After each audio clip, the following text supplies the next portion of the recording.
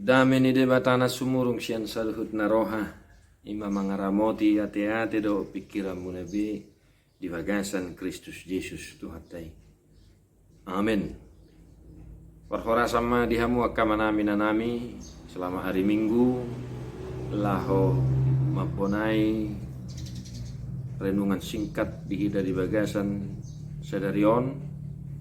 Tadi homajo buku ede nomor 120 sada ayat sada.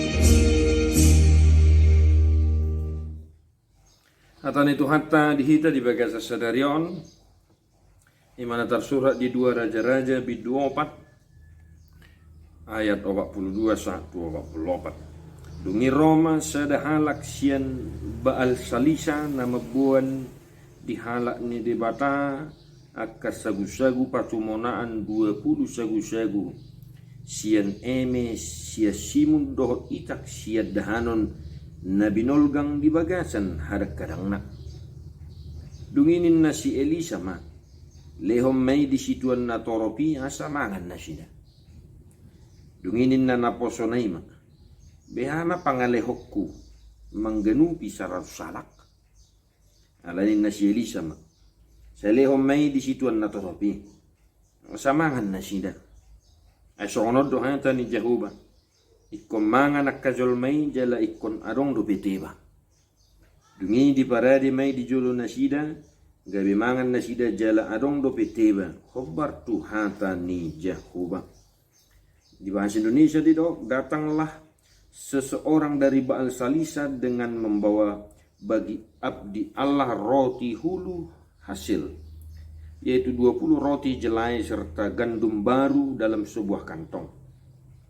Lalu berkatalah Elisa, berilah itu kepada orang-orang ini supaya mereka makan.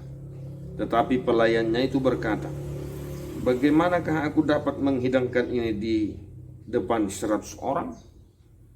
Jawabnya, berikanlah kepada orang-orang itu supaya mereka makan.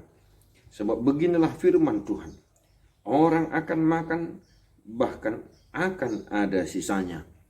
Lalu dihidangkannya lagi di depan mereka, maka makanlah mereka dan ada sisanya sesuai dengan firman Tuhan. Imahatan itu hatta. Amanginang kawan-kawan dimanapun berada saat ini.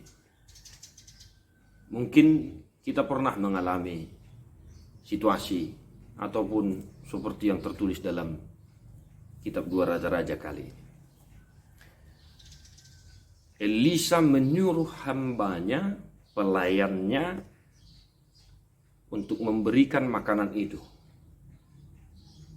Tetapi hambanya, pelayannya berkata, how can it be? Sebab ada 100 orang, makanan hanya sedikit. Mungkin kita pernah merasakan situasi seperti ini.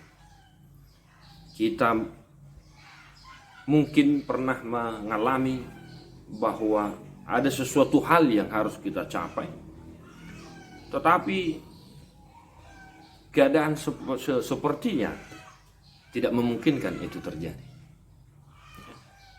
Kita mungkin pernah mau membeli sesuatu, tetapi keuangan di rumah itu lagi kanker kantong kering. Mungkin kita pernah mencita-citakan atau menginginkan suatu barang, tetapi keuangan kita sangat menipis.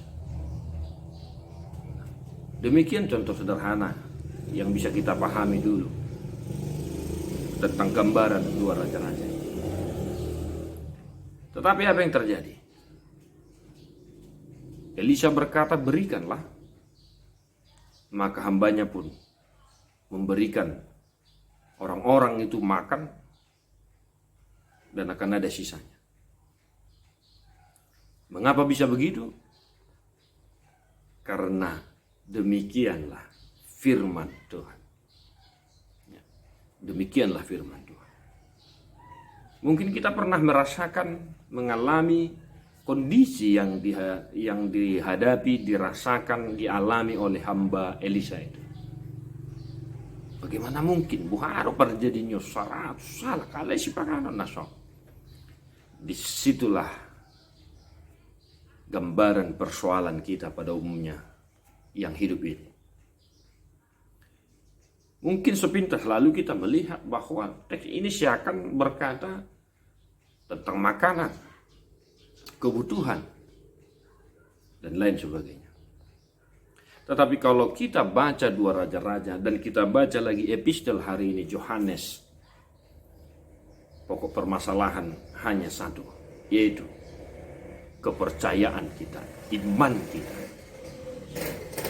Itu sebabnya di Yohanes Yesus berkata kepada orang-orang khalayak ramai, murid-muridnya, orang-orang yang ada di dekat dia, Hapor Hamuma nasinuruni debata.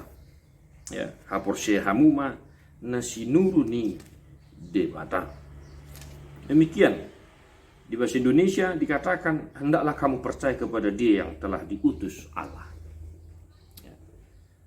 Oleh karena itu kita bersyukur kepada Tuhan. Hari ini, minggu ini kita diingatkan untuk tetap percaya, beriman kepada Tuhan. Apapun situasi yang kita hadapi saat ini. Apapun situasi yang kita hadapi saat ini. Kita tetap percaya. Tidak ada yang mustahil bagi Tuhan. Tidak ada yang mustahil bagi Allah. Nah, oleh karena itu percaya dulu. Imanilah setiap firman Tuhan, maka semuanya akan dicukupkan. Nah, persoalannya, engkau percaya kepada Tuhan, engkau percaya kepada Allah atas dasar apa? Motivasi apa? Apakah karena motivasi supaya engkau diberkati, supaya tanaman-tanamanmu, ladangmu diberkati? Apakah engkau percaya kepada Tuhan hanya karena motivasi supaya pekerjaanmu, usahamu diberkati Tuhan? Saya harap tidak. Tetapi kita percaya kepada Allah. Kita percaya kepada Yesus. Karena memang betul-betul kita yakin bahwa Yesuslah roti kehidupan yang sanggup memenuhi, mencukupi kebutuhan kita sehari-hari. Hanya Yesus. Iman kita pure, murni percaya bahwa Yesuslah roti kehidupan itu. Yesuslah jalan keselamatan. Itu sebabnya di Yohanes Yesus berkata, akulah roti kehidupan itu. Yesus berkata, akulah roti kehidupan itu. Akulah roti hidup, barang siapa datang kepadaku, ia tidak akan lapar lagi. Dan barang siapa percaya kepadaku, ia tidak akan haus lagi. Ketika hamba Elisa melakukan apa yang diperintahkan oleh Elisa, mukjizat terjadi. 100 orang makan dan masih ada sisa. Oleh karena itu, percaya kepada Tuhan. Pun dalam situasi tersulit di kehidupan kita. Mungkin orang Amang-Inang putus asa, sakit penyakit tak kunjung sembuh. Sembuhlah oleh karena imanmu kepada Tuhan. Mungkin orang Amang-Inang sedang menghadapi situasi ekonomi yang sulit saat ini. Percayalah kepada Tuhan. Jangan ragu. Tuhan pasti akan mencukupkan kebutuhan kita. Mungkin kita sedang berada pada titik putus asa, medeli, marsak. Jangan dong berharapan. Percayalah kepada Tuhan. Pergumulanmu itu hanya masalah kecil bagi Tuhan. Ya, kita percaya. Itu sebabnya ya nats yang sangat-sangat luar biasa yang disampaikan oleh Rasul Paulus. Di hagaleudo sun timbul haguko. Apapun persoalan, apapun pergumulan yang kita hadapi saat ini, jangan medeli, jangan ragu, jangan khawatir. Berimanlah kepada Tuhan. Sebab tidak ada yang mustahil. Semuanya akan dicukupkan. Pergumulanmu akan dibuang jauh-jauh. Sekali lagi Amang-Inang, sembuhlah oleh karena iman. Hadapilah situasi tersulit dalam kehidupanmu oleh karena imanmu kepada Tuhan Yesus. Oleh karena imanmu kepada Tuhan Yesus.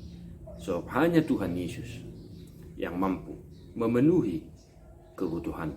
Hanya Tuhan Yesus yang mampu menyelesaikan segala persoalan. Itu sebabnya Yesus berkata, barang siapa yang ia tidak akan lapar lagi. Barang siapa percaya kepadaku, ia tidak akan haus lagi. Just believe. Percaya Tuhan mampu. Tuhan sanggup untuk menyelesaikan segala sesuatu persoalan yang kita hadapi. Tetap semangat Amang-Inang dalam menjalani aktivitas kita hari ini. Bagi yang masih bisa mengadakan, masih bisa gereja seperti biasa, walaupun dengan prokes yang ketat, tetap jaga diri. Bagi yang belum bisa gereja seperti biasa kita lakukan selama ini, doa kami menyertai Amang-Inang tetap semangat. Tuhan melihat kita, Tuhan mengerti apa yang kita gumuli saat ini.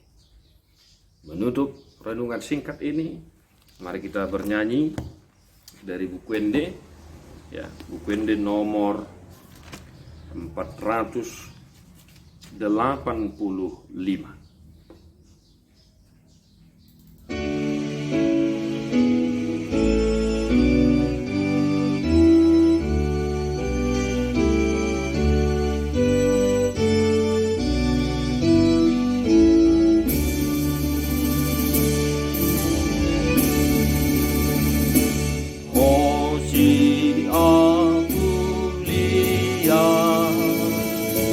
Sai pargogoy maan taruju na tonton divine portivion ajari au maniru Tuhanku si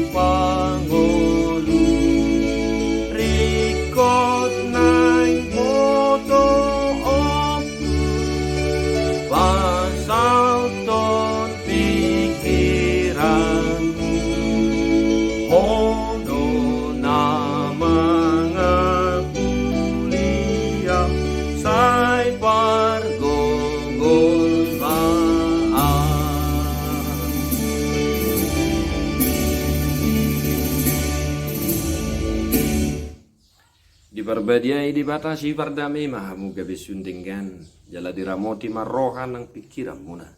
Iya soha surahan sa rodi haroron itu hatta Jesus Kristus si faluay.